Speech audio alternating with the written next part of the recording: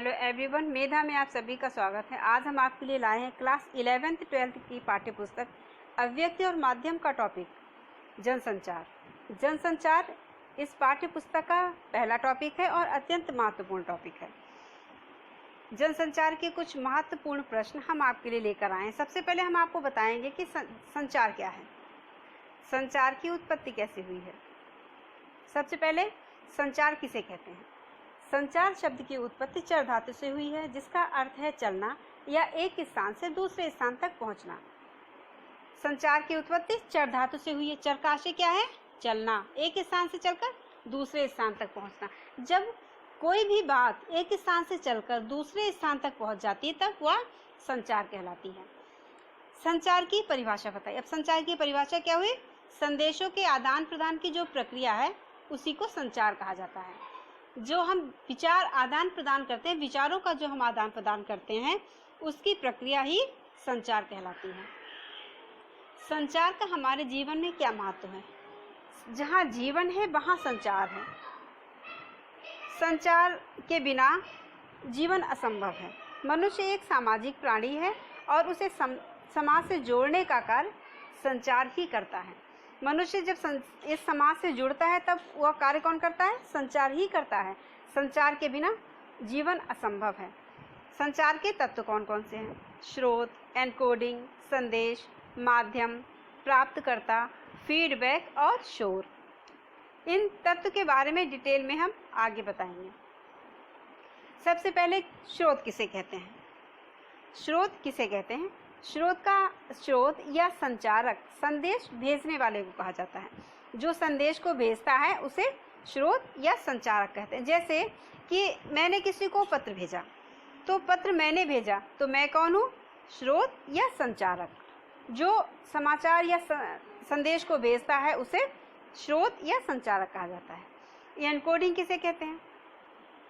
किसी भी संदेश को किसी कोड चिन्ह या कोड के माध्यम से भेजना एनकोडिंग कहलाता है। जब कोई संदेश भेजा जाता है और उसे कोड के माध्यम से भेजा जाता है, पूरा संदेश ना भेजकर कोई कोड चिन्ह के माध्यम से भेजा जाता है, कोड चिन्ह या कोड के माध्यम से भेजा जाता है, वह एनकोडिंग कहलाता है। डिकोडिंग का क्या अर्थ है? डिकोडिंग एनकोडिंग की उल्टी प्रक्रिया है।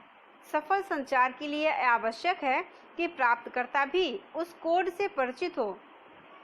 डिकोडिंग का यही आशय है।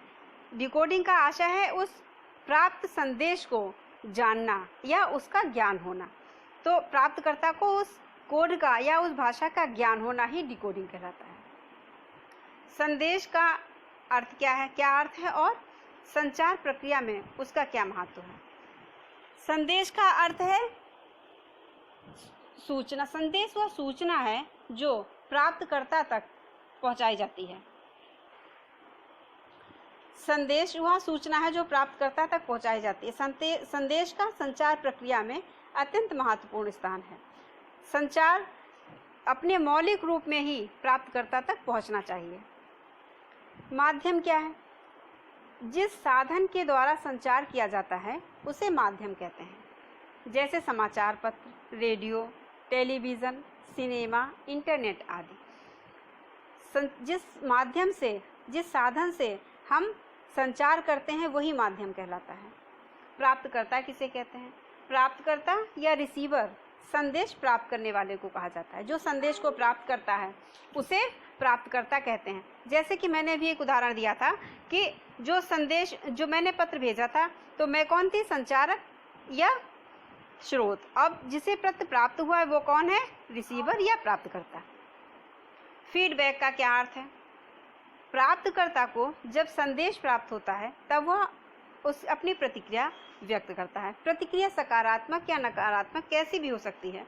इसी प्रतिक्रिया को फीडबैक कहते हैं। जब कोई भी संदेश भेजा जाता है और जिसे संदेश प्राप्त हुआ है वह संदेश प्राप्त करके अपनी क्या प्रतिक्रिया व्यक्त करता है, उस पर क्या प्रभाव हुआ है और उसने उस प्रभाव के कारण कौन सी प्रतिक्रिया व्यक्त की है, वही फीडबैक है।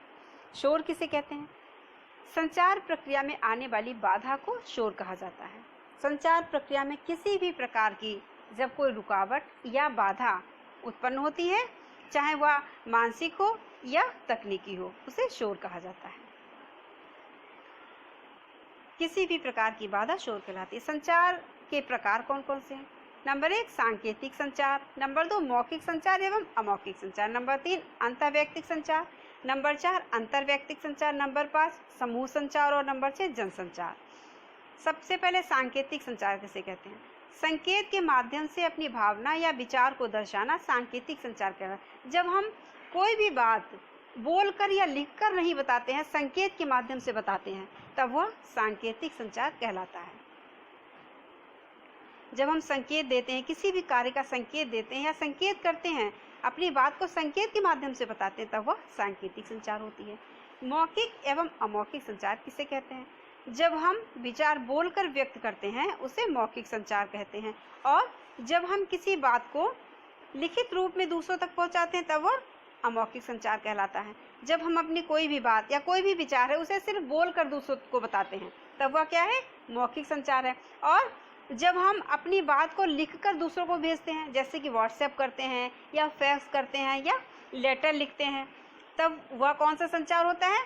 उसे ही अमौखिक संचार कहा जाता है। बोलकर अपनी बात को कहना, विचार को बताना मौखिक संचार है, और लिखित रूप में दूसरों तक पहुंचाना अमौखिक संचार। अंतर्वैयक्तिक संचार किसे कहते हैं? अंतर्वैयक्तिक या इंटरपर्सनल संचार।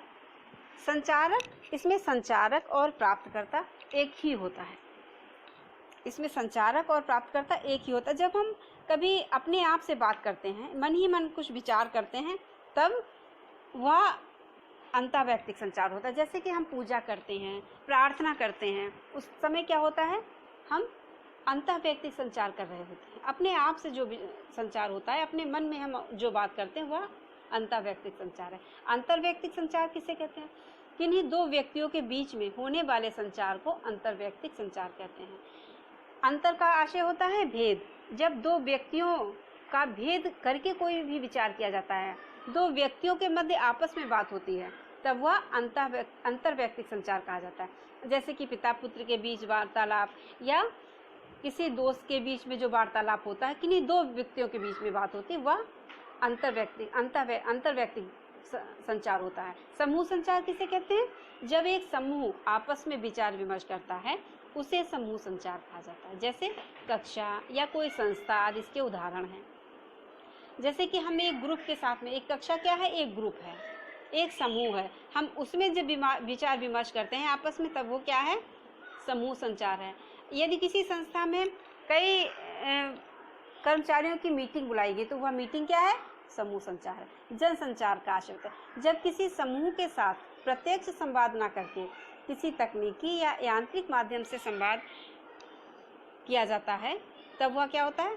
यांत्रिक माध्यम से विशाल वर्ग के साथ संवाद कायम किया जाता है, तब वह क्या होता है? जनसंचार कहलाता है। जब हम एक विशाल जनसमूह के साथ देश या विदेश में सभी जगह जब हम किसी समाचार को या किसी संदेश को प्रसारित करते हैं, तब वह जनसंचार कहलाता है। जनसंचार अभिव्यक्ति और माध्यम का सबसे महत्वपूर्ण टॉपिक है। जनसंचार के कार्य और विशेषताएं जानने के लिए हमारा नेक्स्ट वीडियो अवश्य देखें। आपने हमारा ये वीडियो देखा, उसके लिए थैंक यू वेरी मच। हमारा नेक्स्ट वीडियो देखने के लिए बेल आइकन को प्रेस करें और हमारे वीडियो को लाइक एवं सब्सक्राइब अवश्य करिएगा। Thank you.